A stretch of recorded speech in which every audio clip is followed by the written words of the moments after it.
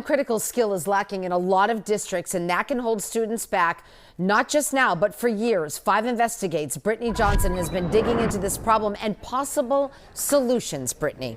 Maria and Ed, you've heard the expression, reading is fundamental. And experts say not learning those critical literacy skills early in life can be a serious barrier to success. We found many Massachusetts students are still struggling in this area, but we also found some districts pulling out all the stops to change that. Mix it up.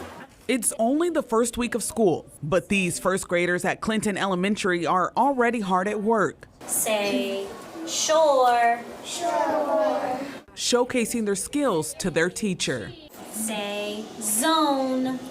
Zone. The district is putting a heavy focus on early learning since this age group was hit hardest during the pandemic.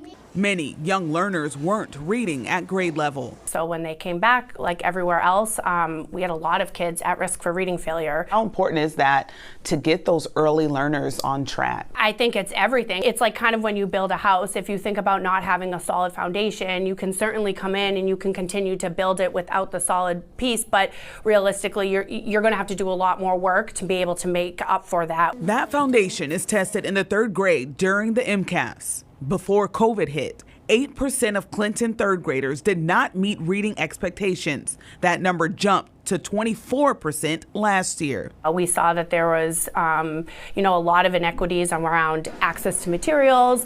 The assistant principal says Clinton Elementary needed to revamp its curriculum to better meet the needs of its students. They're now using a pilot program called Appleseeds, which includes everything from lesson plans to workbooks and readers, all specifically designed to be fun and engaging. K-2, where those Appleseeds grades are hitting and the foundational skills, we've seen really great payoffs. Clinton isn't alone in needing solutions. Massachusetts as a whole saw early literacy dip during and after the pandemic. In 2019, 8% of Massachusetts 3rd graders did not meet reading expectations on the reading MCAS. In 2023, post-pandemic, that doubled to 16%. In Salem, this change sparked a new approach. Reach kids before they're even in the classroom. We immediately sort of went to the drawing board and said, where should our strategic priorities be? The district used COVID relief funds and state funding to partner with community groups to invest in early childhood learning opportunities, working with children as young as 3 years old, preparing them for kindergarten. We very much hope to see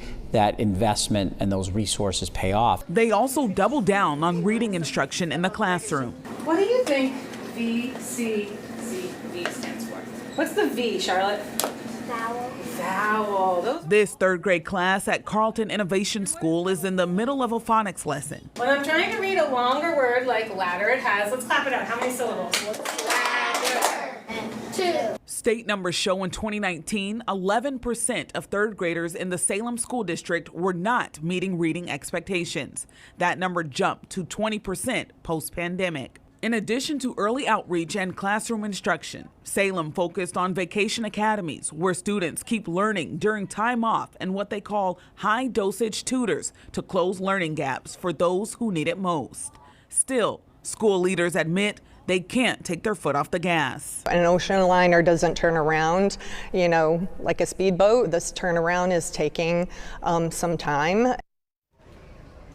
State education leaders told us one of the best things parents can do to help their kids succeed is to build a relationship with their child's teacher. They say the teacher should always be the first stop for advice and support.